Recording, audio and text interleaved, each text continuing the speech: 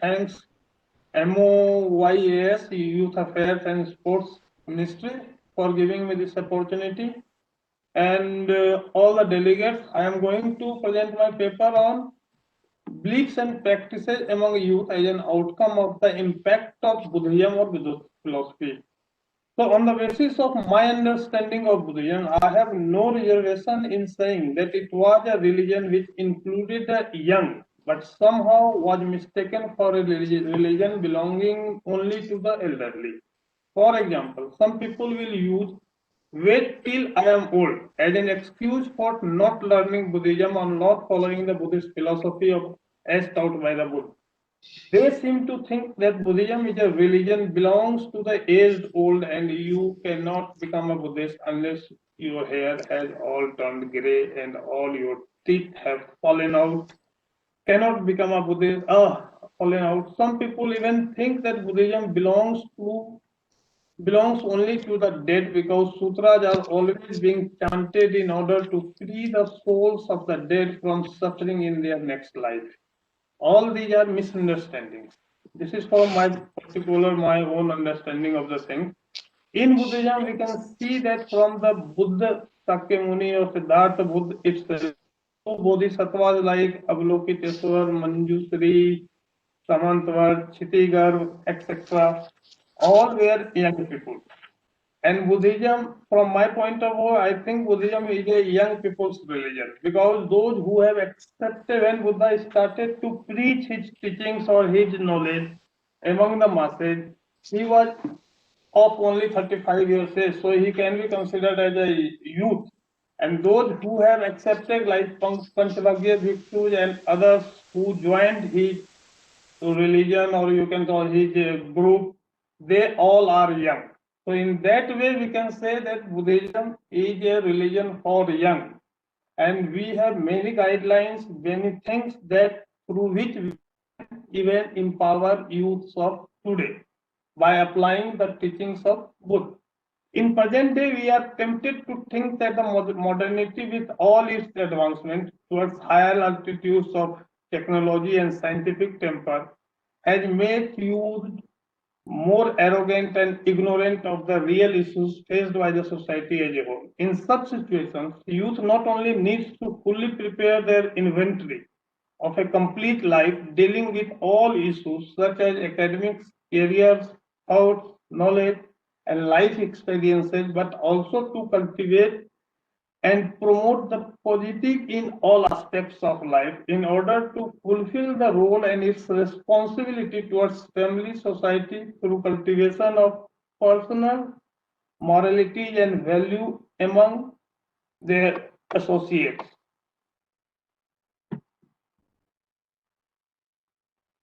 So we are living in a state of contradictions, ambiguities, and inbuilt anxieties which may be said to be a landmark of modern world. We know for sure that modernity with all its accomplishments has entered into our physical frame. It is also true that modernity is the watchword within which our mind and soul releases our day.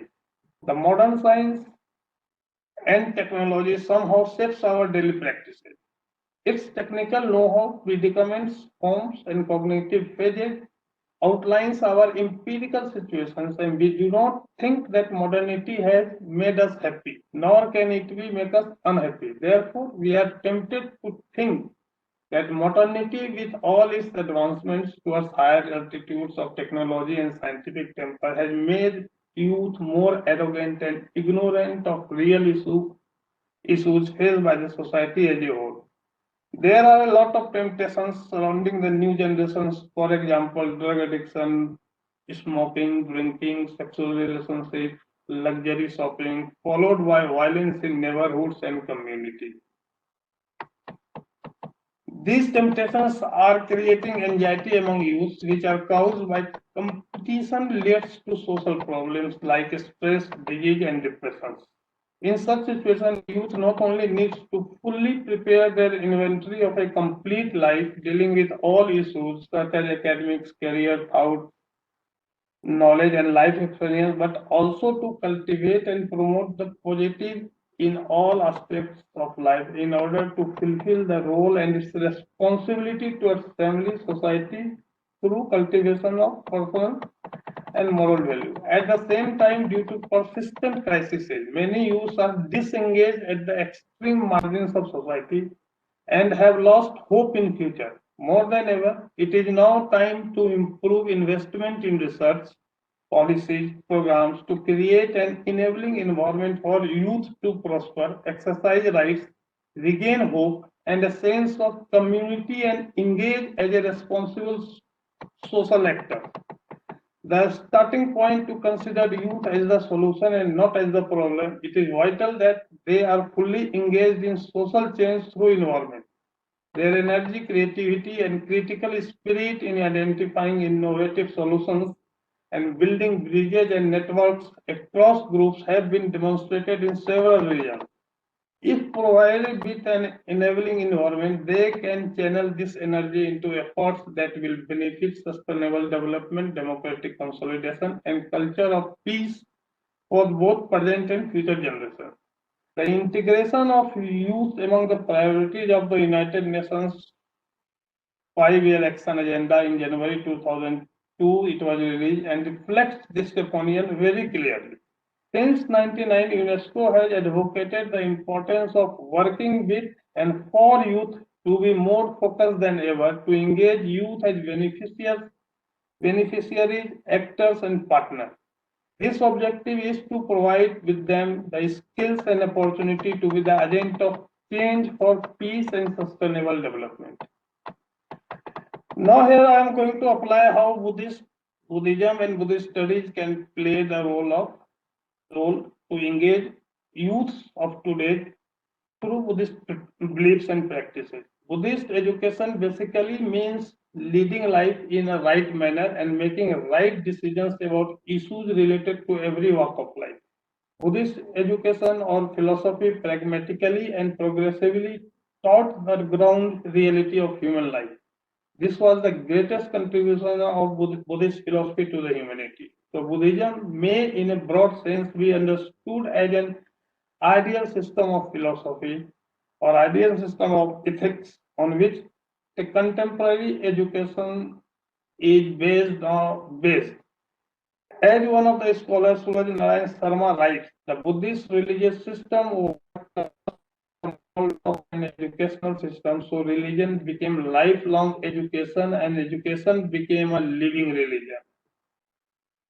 Similarly, another scholar like A.S. Altekar is of the view that at first they were intended for monks and nuns only, but later on for the lay population as well, for was soon discovered that the best way of getting a good supply of novices of the right type and of propagating the religion among the masses was to mold the pliant minds of young generation by taking up its education.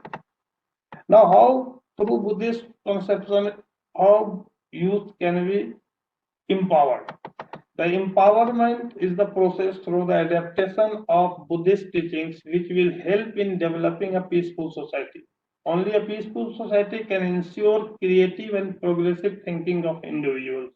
The scriptures like Buddhist canonical literature declare that for establishing peace in society and bringing about progress at all levels, youth should be empowered. And empowerment is the capacity for building up confidence, insight, and understanding, along with developing personal skills of youth. It is the ability to analyze situations and communicate more effectively with others. So the youth should acquire attention about the practical and philosophical perspective of good life to get comfortable when faced with ups and downs of the life, because they have to face on many difficult situations in life to pursue their ambitions. If their wishes and enthusiasm without right may lead them go astray in the absence of spiritual direction in life from Buddhist point of view. The value of Buddha's teachings such as social relations, social duties, obligations, sociology, ecology, economics, guidelines are practically acceptable Buddhist philosophy till now. it is really helpful for their problems, and young people comprehend the teachings of Buddha will help them achieving the happiness, and world will be more and more peaceful if they follow the teachings of Buddhist philosophy. The self-realization of youth is most important, and it is related to actualization of desires and possibilities for empowerment. It is related to its application in the society where youth as well as society can play an important role for its betterment. As the actualization of self-realization comes among the youth, it's possible only when there is a change in the mental faculty of youth will ultimately enable the youth to break social and cultural barriers. The change in mental attitude of society enables the society to accept the existence of youth, and at the same time also provides such opportunity to youth that encourages exploring and enhancing their capacity and capabilities to make them empowered to effectively affect the much needed change in the society. The Buddhist concept of empowerment means authentic empowerment of an individual, that is youth, which ultimately going to be beneficial for the society in larger interest. Buddhist concept of empowerment means a youth who wants to empower himself should not only realize his or her potential, but they are true in nature and but must put in efforts to achieve his or her goal. It can be concluded that the lack of self-realization and self-reliance is the main cause of problems of the youth of today and their attitude to the society, which in turn for the society's attitude towards youth. The main factor behind all sorts of problems of youth of today are the society is also ignorant of their potential to affect positive change in the society. Now, Buddhist perspective on the causes of disengagement among youth.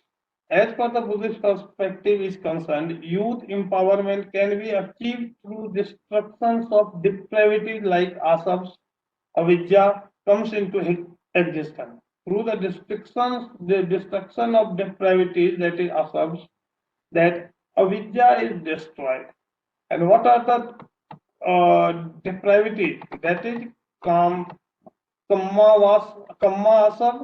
means desire, attachment, pleasure, thirst after the qualities associated with the senses.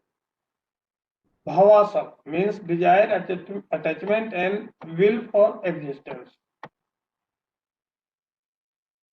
Asam means holding views such as world is eternal or non-eternal, or that the world will come to an end or will not come to an end, or that the body or soul are one or are different.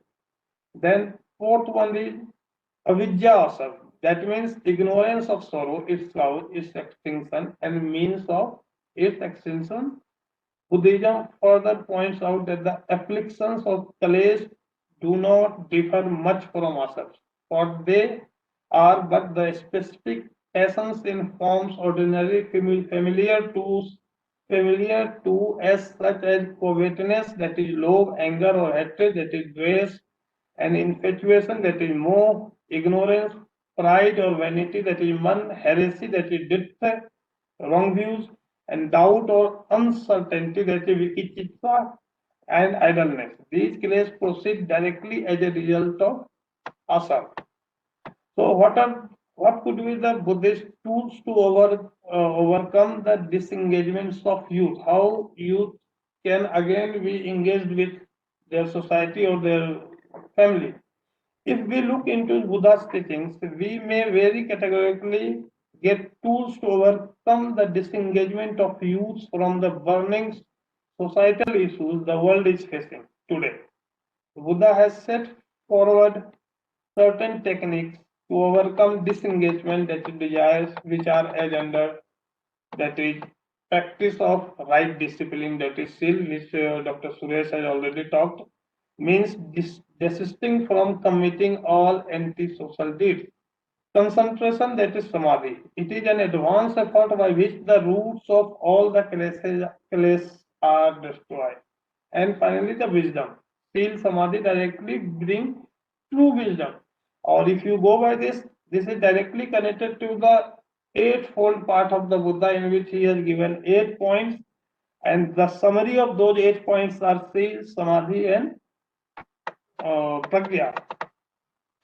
These Buddhists describe 5 faculties which can play a major role among youths to put them into the right path, and those 5 faculties are faith, vigor, mindfulness, concentration, and wisdom. So these are the tools, or these are the 5 faculties which can be used to engage today's youth with their society, with their family, with any sorts of problem they are facing, or they can give solution by applying all these 5 faculties. From the above faculties, one attains a state of fourfold meditation or maitri, that is we call collectively Brahma Vihar, which has 4 components. That is maitri, karuna, mudita, and upekha. Here, maitri means universal friendship. Karuna means universal compassion. Mudita means happiness at the prosperity of all. And upekha, non-preferment of oneself from one's friend or enemy, which is collectively called Brahma Vihar. Above mentioned Buddhist doctrine can be used to empower youth of today, and these are the best Buddhist tools through which one can empower the young youth generation of present time. Youth empowerment and selective Buddha Sutta. I have saw some Buddhist Sutta which are directly related to empowerment of youth, and which we can use in present day also to sort out to empower the youths of today. In fact, Buddha did not talk about the concept of empowerment of youth, but the investigation of epistemological and metaphysical considerations behind the Buddhist thought enable us to understand the Buddhist concept of empowerment to handle this burning issue of the present world.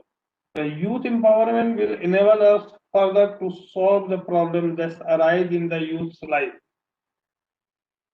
The Buddha laid down his thoughts about youth that were substantial enough to empower the youth through interacting directly for the betterment of society. The Buddha's teachings are still relevant in present world scenario. Buddhist scholars have tried to study the teachings of Buddha on youth after comprehending the significance of his views in the light of youth empowerment. In order to put the youth of today on the right path through the teachings of the Buddha, I have opted for 4 important Buddhist sutras or suttas which are very much fit into this burning issue of youth empowerment. And these 4 suttas are: first is Mangal Sut, second is Pravarb Sut, third is Vyagpaj Sut, and fourth is Sigalovad Sut, which is also called Gihi Vinay of Buddhism. And Gihi means the Vinaya or the rules for householders, those who are not monks and nuns, but they are the disciples of Buddha. So Buddha, the Sigaloswad Sutta is used as a, or popularly known as Gihi Vinaya, that is Vinaya or rules to be followed by householders or family, upasak or upasika, those who are not converted or become a monk or nun, but they are living outside the Buddhist community, but they follow Buddhism. So these are the 4 suttas are going to explain us how to gain prosperity and happiness, how to avoid material, moral, and spiritual downfall, and enlighten us on the blessings in the life to win the blessings of deliverance. These 4 suttas are very useful and practical guidelines for the youth of today to deal with the issues of day-to-day life, to lead personal improvement, spiritual progress, and social development. First, I am going to discuss about the Mangal Sut. The Mangal Sut of Sutta Nipat is one of the most important and popular teachings of the Buddha.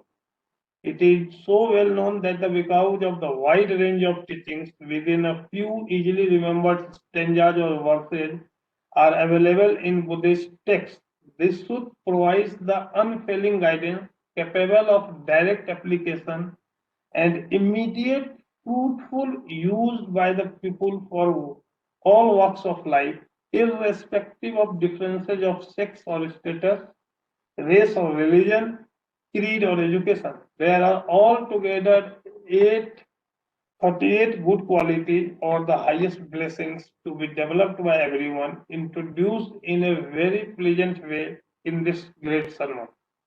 This teaching includes the most basic blessings or useful practical guidelines each and every one should have and lead gradually to the highest quality required to win the ultimate blessings of Nibbana. It is a complete manual for building up successful and stable life without any need for supplication to power besides oneself. This is the main purpose of this suit. Hence, it starts with the value of avoiding bad company for the sake of good, enough living, and having a basis of spiritual progress, and ends with telling of the clear mind. Ideals set forth may bring progress for the individual and the society, nation, and mankind. Here we find family morality expressed in most elegant verses. A happier household life should be won after following these injunctions as long as it takes so as to make one's essential condition fruitful. Not to associate with foolish, but to associate with wise and to honor those who are worthy of honor. This is the greatest blessing. In this first teaching, we can see not to associate with foolish. That is the basic principle of our life. The foolish are not only to the stupid and uncultured, but also the depraved and wicked in thought, word, and deed. This point is very important for young people or youths. We men can't stand alone in this world. In youth life, most of the times are spent with their friends in a day and their youthful life. Their friendship and friends are very important for their life, and they will face various kinds of friendship who are good attitude behavior or bad attitude behavior. So most of the knowledge and behavior were learned from their friendship in out of the classroom. Here they must know what behavior is bad and what behavior is good. That is why the Buddha taught firstly for the everybody to wealthy and happy to stay is not to associate with foolish. Further, the Sutta describes that the most of the evil ones hate most of the evil one hate good one, and they considered honest people as their opponents. Even the honest one are afraid of them and humble them everything, every time, everywhere. When we want to know a good person or evil person, we should see what he or she is motivating. What are their good or bad motivations? And those motivations are good or evil. We have to analyze it. We must use our wisdom to identify them. Evil one is often perceived wrong as wrong is right. Never follow the law, the constitutions, and often interfering with others to make them upset, discomfort, and suffering. Here, the wise does not mean acknowledgeable only, but should be perfect as well. Teacher, who is considered as a wise, is a very important for guiding and nurturing the youth. For example, once upon a time, Anand, the closest disciple of the Buddha, put one statement before the Buddha, and this said, teacher is only half important in one's life. But the Buddha denied quietly the question put forth by him, and then Buddha replied that the teacher is fully important in one's life.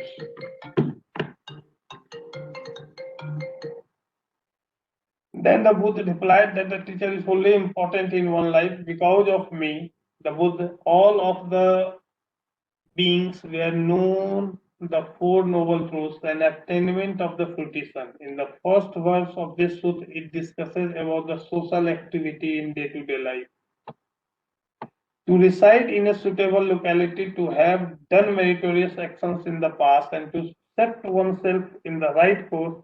This is the greatest blessing. And similarly, he has given many blessings or talked about the various ways to engage youth in this sutta.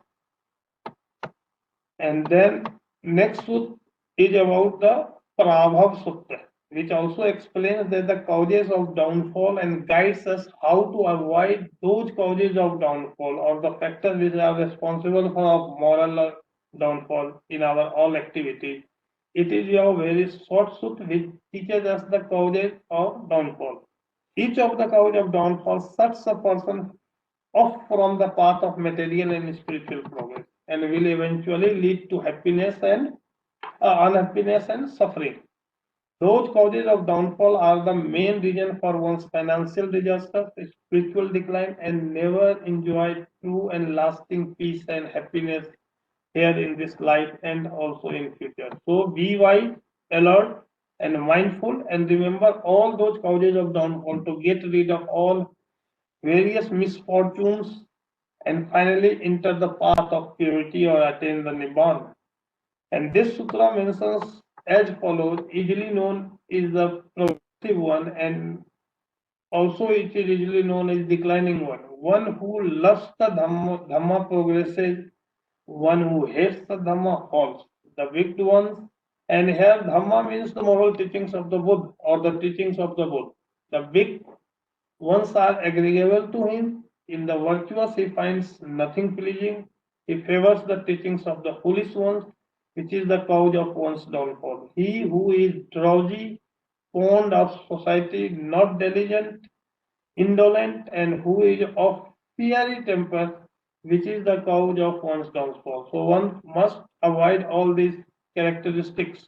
He is capable of supporting his elderly mother, father, or parents in their declining years, but does not do so, which is the cause of one's downfall again. So respect for parent and father is must, otherwise your character or you will not get the happiness which you are looking for. He who by falsehood deceives a holy person or a monk or a ascetic or a elderly person or any mendicant is the cause of one's downfall. The man who owns much property, who has gold and food, while selfishly enjoys his delicacy without sharing with anybody, is also considered as one of the reasons for the downfall of youth's moral values and practices. The man who takes pride in his birth, wealth, and clan, despises even his own kinsmen, is the cause of downfall again. So many causes of downfall, like womanizer, a person who is a womanizer, who is a drunkard, a gambler, or who squanders whatever he possesses, is also considered as one of the reasons for the downfall of any personality. And then another sutta which is very important from my perspective is Tigalovad Sutta.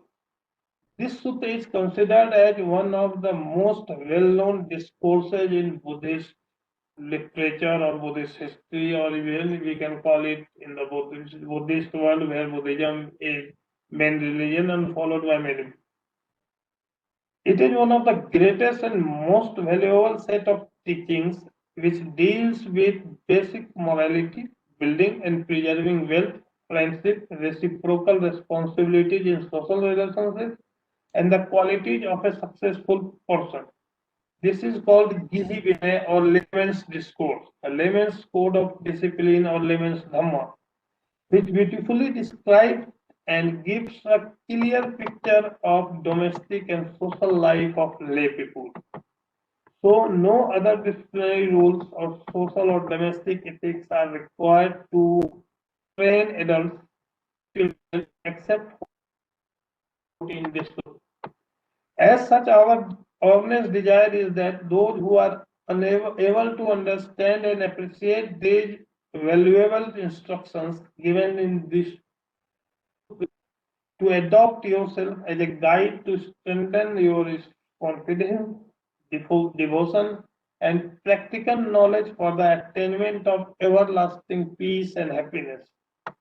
Tagalog was delivered by Buddha at Rajgarh to a very young man named Sigala, and that youth Sigala used to worship six cardinal points, that is east, south, west, north, nadir, and zenith, in obedience to the last advice given by his dying father. The Buddha explained to the young man that according to him, the six directions are: east stands for parent, south stands for teacher, west stands for wife and children, north stands for friends and associate, nadir stands for servants and employee, and zenith stands for summons and brahmans, or you can call it old age persons or respectable persons. The Buddha explained further that the six social groups mentioned in the discourse were to be revered as sacred and worthy of respect and worship. One should worship them by performing one's duties towards them. This is the way of worship from Buddhist point of view. And then these duties were explained to the youth Sugala. So these are the 6 points which we can apply even today for the modern youth. And fourth and the last sut in this contention is Vyagpaj Sut, which also known as Diggajanu Sut. Vyagpaj means tiger path, and it was Diggajanu's family name. He was so called because his ancestors were born on forest path infested with tigers. The Buddha was approached by this rich lay person called Diggajanu, who asked some advice for lay people who enjoyed a luxurious life. So here the Buddha instructs rich householder how to preserve and increase their prosperity and happiness, avoiding the loss of wealth. This sermon describes the conditions that improve the welfare of youth people or lay people, which includes youth also. Further, it explains in detail how wealth, both material and spiritual, can surely be accumulated by anyone, including youth, with righteous qualities for an ideal citizen in an ideal society. The above-mentioned four discourses of Buddha delivered to youths are very useful and practical guidelines for every life, even in the present scenario, which serves as a foundation for intellectual and ethical development. All these suttas mentioned here are shining examples that reflect such criticism is entirely unwarranted. The Buddha had emphasized that without some degree of economic well-being, spiritual progress was entirely difficult. He therefore asked his disciples to earn money in a righteous way as much as possible without being lazy or without using some false means. So try your best to adjust yourself to live according to these noble principles, where you can win every happiness and prosperity of this world. The Buddha has shown the clear way. We just not only need to follow all these guidelines and practice of which bring immediate result. So we should shun evil, attempt to do good deeds. For those good actions, your mind always are purified and going on the right path to achieve happiness. And that was the teachings of the Buddha, which is reflected in one of the sutta of Dhammapad, which is considered as the Gita of Buddhism or Buddhist literature. That is Sabbe papasya akarnam kusalasya upsampada Sachit Pariyodapnam itam buddhan sasanam. Not to do any evil, to cultivate good, to purify one mind. And this is the teaching of the Buddha.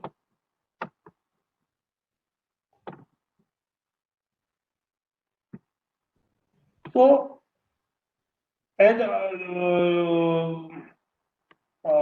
Dr. Suresh has discussed about the seal,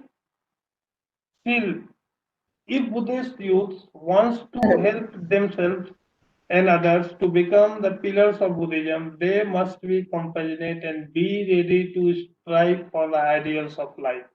They must be self-conscious and have willpower. The basics of all these come from the purification of our with the Buddhist precepts and dharma, that is, you can call it basic beliefs and practices as discussed in the Buddhism.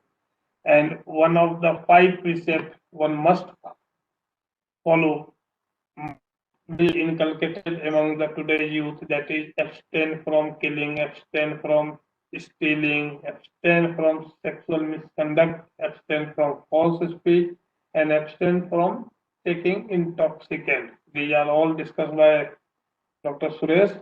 And now to end my topic, I would like to say that the Buddhist philosophy is a representation of wise, of great knowledge with wisdom and the right way, especially young people who orientate and practice it to have a real happiness in the life. Therefore, nothing is more important than guiding them and to understand them the methods to solve all difficulties faced by them in present life, because deeply in human soul are good spirits and always look forward to do good things. But the matter here is to transfer those experiences to young people, and then they can share their understanding to generation, practice it together, so that the society shall be peaceful and developmental. The Buddhist teachings have taken from the practical applications of life.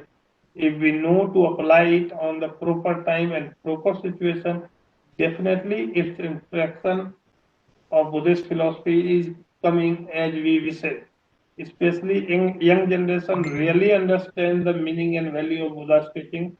Society will reduce problems, and Buddhist philosophy interaction with young people becomes better day by day, and their contribution to the world is more peaceful. Thank you very much for your patient listening.